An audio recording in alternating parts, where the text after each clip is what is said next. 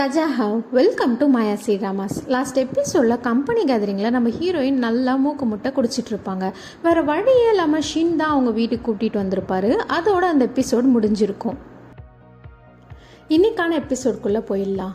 ஊஷியோ already drink பண்ணதுனால ரொம்பவுமே சத்தமாக கத்திட்டு இருக்காங்க. ஷின்னும் கண்ட்ரோல் பண்ணுறாரு. ஊஷியோ சத்தம் போடாமல் வா, இங்கே எல்லாரும் தூங்கிட்டு இருக்காங்க, நீ போடுற சத்தம் மற்றவங்களுக்கு டிஸ்டர்பன்ஸாக இருக்கும், கொஞ்ச நேரம் வாய மூடு அப்படின்னு சொல்லிட்டு இருக்காங்க.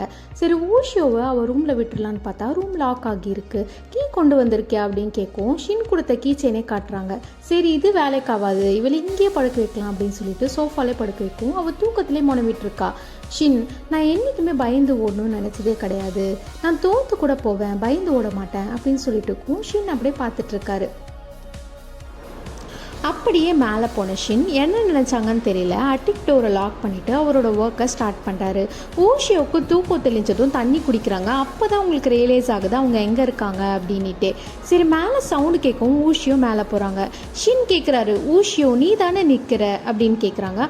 ஆமாம் ஷின், எனக்கு தெரியாது, நான் குடித்தது மட்டும்தான் எனக்கு ஞாபகம் இருக்குது, மற்றபடி நான் எப்படி இங்கே வந்தேன்னு எனக்கு ஞாபகம் இல்லை, சாரி அப்படின்ற மாதிரி கேட்குறாங்க. சரி, அதை விடு, நான் அட்டிக் டோரை லாக் பண்ணேன், பட் இது ஓப்பன் ஆக மாட்டேங்குது, நீ வெளியே இருந்து ஓப்பன் பண்ணுறியா அப்படின்னு கேட்கும். இது ஓப்பன் ஆகாது, இதுவே ப்ரோக் ஆன டோர், இது ஏன் லாக் பண்ணீங்க ஷின்? சரி சரி, இருங்க, நீங்கள் ஏன் முதல்ல டோரை லாக் பண்ணணும், நான் எதனா ஒரு ரூம்குள்ளே வந்துடுவேன் அப்படின்னு சொல்லிட்டு லாக் பண்ணிங்களா? நான் அப்படிப்பட்ட பொண்ணு கிடையாது அப்படின்ற மாதிரி சொல்லிட்டு இருக்காங்க. சரி, அதெல்லாம் விடு, எனக்கு ரொம்ப தண்ணி தாகமாக இருக்குது, அதுக்கு எதனா பண்ணு அப்படின்னு. நான் என்ன பண்ண முடியும்? சரி இருங்க, ஒரு ஐடியா பண்ணலாம் அப்படின்னு சொல்லிட்டு நீங்கள் உங்கள் பால்கனிக்கு வாங்க, நான் என் பால்கனிலேருந்து உங்களுக்கு தண்ணியை ட்ரான்ஸ்ஃபர் பண்ணுறேன் அப்படின்னு சொல்லிட்டு ஒரு ஸ்டிக் மூலிமா தண்ணியை மேலே கொடுக்குறாங்க ஷின்க்கு. ரெண்டு பேரும் பால்கனிலே பேசிகிட்டு இருக்காங்க. இன்னும் தூங்கலையா, நீங்கள் என்ன பண்ணிகிட்ருக்கீங்க ஷின் அப்படின்னு கேட்கும். நான் ஒர்க் பண்ணிகிட்டு இருந்தேன். சரி, அதை விடு, உனக்கு தான் ட்ரிங்க் பண்ணால் செட் ஆகலைல்ல, அப்புறம் ஏன் குடிச்ச அப்படின்னு கேட்கும். உங்ககிட்ட சாரி கேட்க தான் குடித்தேன் அப்படின்றாங்க. நீ ஏன் என்கிட்ட சாரி கேட்கணும், நீ என்ன தப்பு பண்ண அப்படின்ற மாதிரி கேட்கும். ஊஷியோ சைலண்ட்டாகவே இருக்காங்க. முதல்ல நீ என்ன தப்பு பண்ணனே உனக்கு தெரியல, அப்புறம் ஏன் குடிச்ச அப்படின்னு கேட்குறாரு.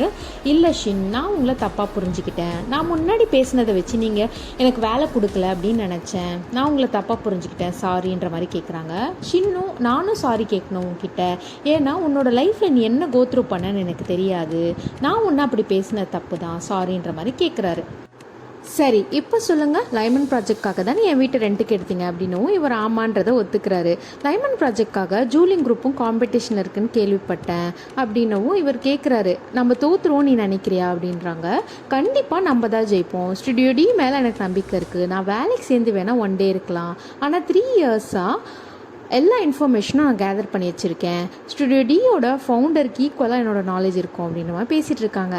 சரி ஷின், எனக்கு ஒரு டவுட், நீங்கள் எப்படி என்ன வேலைக்கு எடுத்தீங்க, நான் இந்த வீட்டை உங்களுக்கு ரெண்ட்டுக்கு விட்டேன்றதுக்காக வேலைக்கு எடுத்தீங்களா அப்படின்னு கேட்கும். இல்லை, நான் உன்னோட பாஸ்ட் ஒர்க் எல்லாமே பார்த்தேன், உன்னோட பொட்டென்ஷியலை பேஸ் பண்ணி தான் நான் எடுத்திருக்கேன், ஆனால் அது எல்லாமே பாஸ்ட் ஒர்க், ஃப்யூச்சரில் நீ நல்லா ஒர்க் பண்ணணும் அப்படின்ற மாதிரி பேசிகிட்டு இருக்காங்க.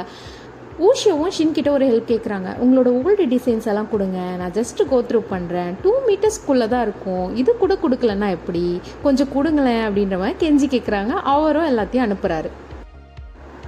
நெக்ஸ்ட் டே ஊஷியோ மார்னிங்கே லேட்டாக எழுந்துக்கிறாங்க. பரபரப்பாக வேலை கிளம்பிட்டு இருக்காங்க. என்ன பண்ணுற நீ பரபரப்பாக இப்படி வேலை கிளம்பிட்டு இருக்க அப்படின்னும், நீங்கள் பாஸ், நீங்கள் லேட்டாக போகலாம், நான் லேட்டாக போக முடியுமா, நான் ஒரு எம்ப்ளாயி அப்படின்ற மாதிரி சொல்லிட்டு இருக்காங்க.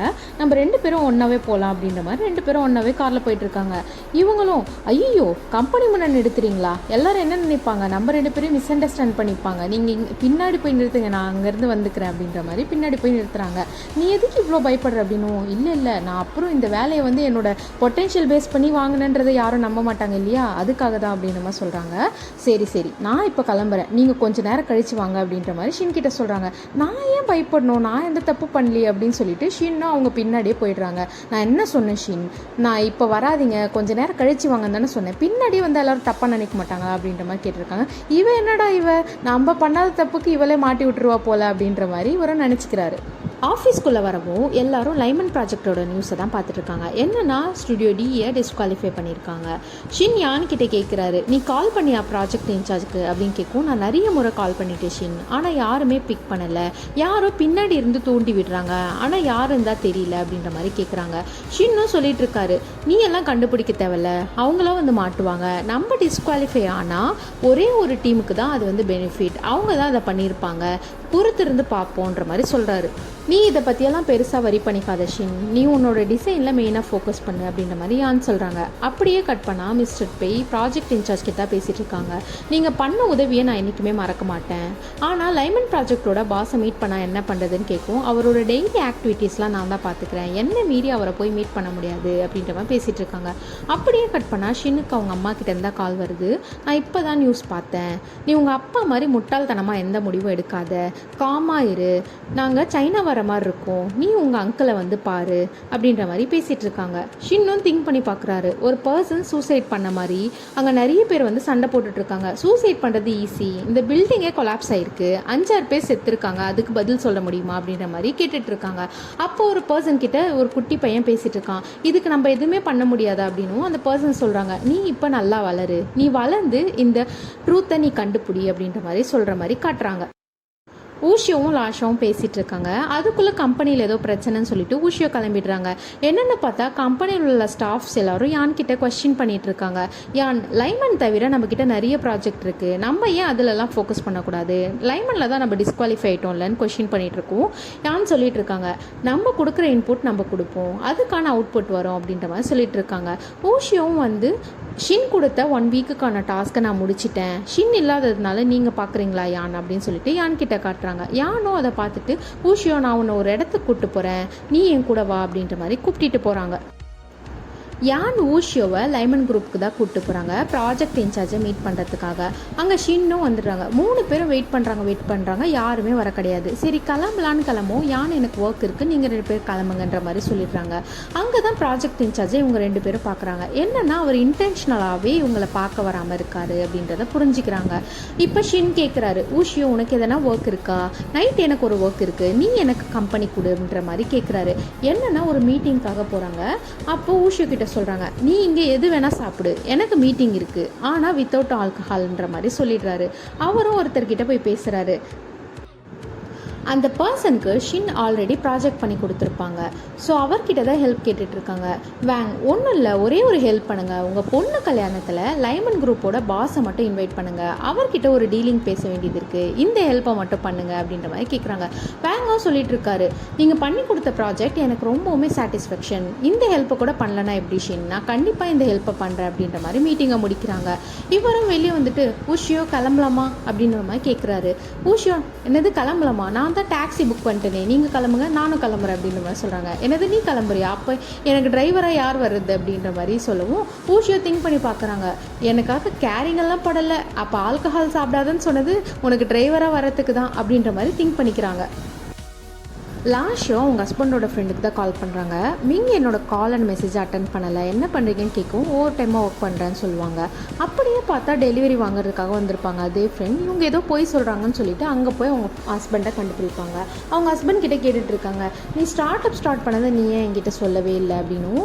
இல்லை, அதில் எந்த ஒரு ப்ராஃபிட்டும் வரலை, அதுக்காக தான் சொல்லலை, அதுவும் இல்லாமல் நான் ஜாப் விடலை, 2மே தான் பார்த்துட்ருக்கேன் அப்படின்றாங்க. எதுக்காக நீ இவ்வளோ கஷ்டப்படணும் அப்படின்ற மாதிரி கேட்கும். உனக்கு ஞாபகம் இருக்கா, நம்ம ஹை ஸ்கூல் படிக்கும்போது நம்ம 2 பேரும் சேர்ந்து ஒரு அப்பார்ட்மெண்ட் வாங்கணும்னு நினச்சோம், அது பண்ணணும்னா அந்த ஸ்டார்ட் அப்பும் இருக்கணும், வேலையும் இருக்கணும், நல்லா சம்பாதிச்சா தானே பண்ண முடியும் அப்படின்ற மாதிரி சொல்கிறாங்க.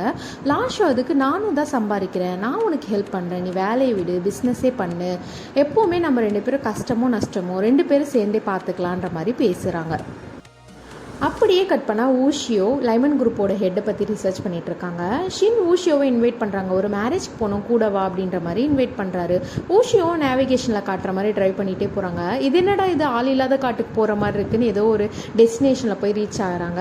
ஷின், இதுதான் டெஸ்டினேஷன், ஒரு ஹைலாண்டில் தான் மேரேஜ் நடக்குது, வா போகலாம் அப்படின்னு சொல்லிட்டு கூப்பிட்டு போகிறாரு. அங்கே உள்ள ரெசார்ட்டில் தான் மேரேஜ் நடக்குது, பாத்தியா எப்படி இருக்குது அப்படின்னு கேட்கும். பரவாயில்ல, இந்த ஹைலாண்டில் போய் எவன் மேரேஜ் வைப்பான் அப்படின்ற மாதிரி பேசவும், அந்த டிசைனே நான் தான் பண்ணுது. அப்படியா ஷின், இருங்க நான் சரியாக பார்க்கல, இப்போ கரெக்டாக பார்த்துட்டேன், உங்கள் டிசைன் தானே சூப்பராக இருக்குது, நீங்கள் டிசைன் பண்ணதை நான் ஐடென்டிஃபை பண்ணிட்டேன் அப்படின்ற மாதிரி சொல்லிட்டு இருக்காங்க. அப்படியே உள்ளே போனால் ஷின் மிஸ்டர் வேங்கை தான் இன்ட்ரோ பண்ணுறாங்க. இதுதான் ஹைலாண்டோட ஓனர், அவங்க பொண்ணுக்கு தான் இன்றைக்கி மேரேஜ் அப்படின்ற மாதிரி இன்ட்ரோ பண்ணுறாங்க. அவங்க பொண்ணையும் இன்ட்ரோ பண்ணுறாங்க. இருங்க மாப்பிள்ளையும் இன்ட்ரோ பண்ணுறேன்னு சொல்லிட்டு தேடிட்டு இருக்கோம். யாருன்னு பார்த்தா ஷீரன், நம்ம ஊஷியோவை ஃபஸ்ட் எபிசோடில் வேணான்னு சொல்லிட்டு என்கேஜ்மெண்ட்டை கேன்சல் பண்ணியிருப்பான்ல, அவன் தான் இங்கே க்ரூம். ஷீரனை பார்த்ததும் நம்ம ஊஷியோவுக்கு மெமரிஸ்லாம் ஞாபகம் வந்துடுது. அவனும் ஊஷியோவை பார்த்ததும் ஷாக் ஆகிடுறான். இது என்னடா இது, இவன் இங்கே வந்தா கல்யாணத்தை இருந்தால் நிறுத்திட போகிறான்னு சொல்லிட்டு பயந்து பயந்து பார்த்துட்டு இருக்கான். அப்படியே இன்ட்ரோ பண்ணவும் ஊஷியோ எனக்கு வாமிட் வர மாதிரி இருக்குது அப்படின்னு சொல்லிட்டு போயிடுறாங்க.